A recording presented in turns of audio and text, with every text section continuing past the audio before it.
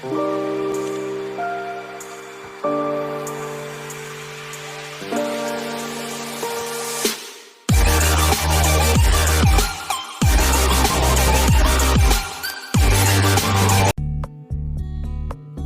man who dares to waste 1 hour of time has not discovered the value of life. If the misery of the poor be caused not by the laws of nature, but by our institutions, great is our sin. We stopped looking for monsters under our bed when we realized that they were inside us. The love for all living creatures is the most noble attribute of man. I am not apt to follow blindly the lead of other men. If I had my life to live over again, I would have made a rule to read some poetry and listen to some music at least once every week. The mystery of the beginning of all things is insoluble by us, and I for one must be content to remain an agnostic. The highest possible stage in moral culture is when we recognize that we ought to control our thoughts. An American monkey, after getting drunk on brandy, would never touch it again, and thus is much wiser than most men. Intelligence is based on how efficient a species became at doing the things they need to survive. Blushing is the most peculiar and most human of all expressions.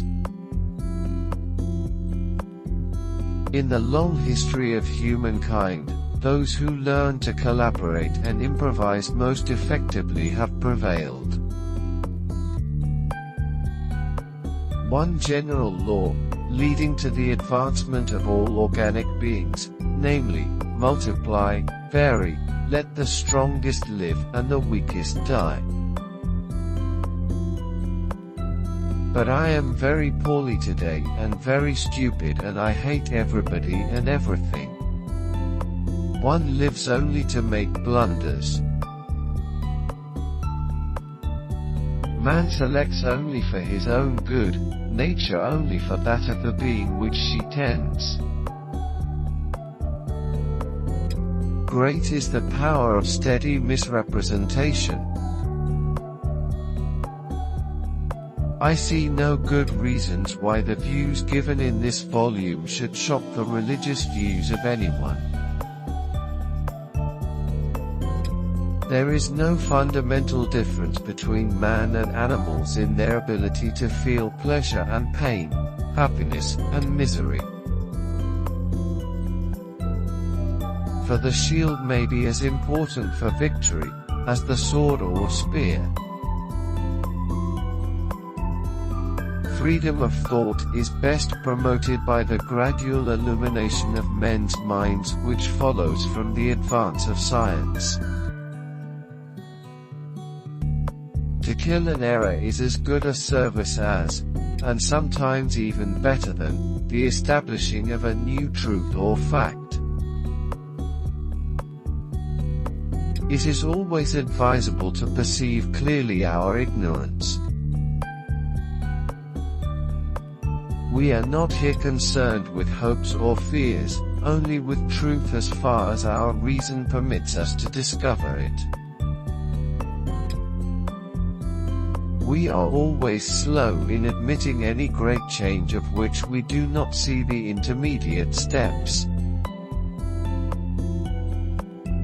The very essence of instinct is that it's followed independently of reason. We will now discuss in a little more detail the struggle for existence. A scientific man ought to have no wishes, no affections, a mere heart of stone. Wherever the European had trod, death seemed to pursue the aboriginal. In conclusion, it appears that nothing can be more improving to a young naturalist than a journey in distant countries.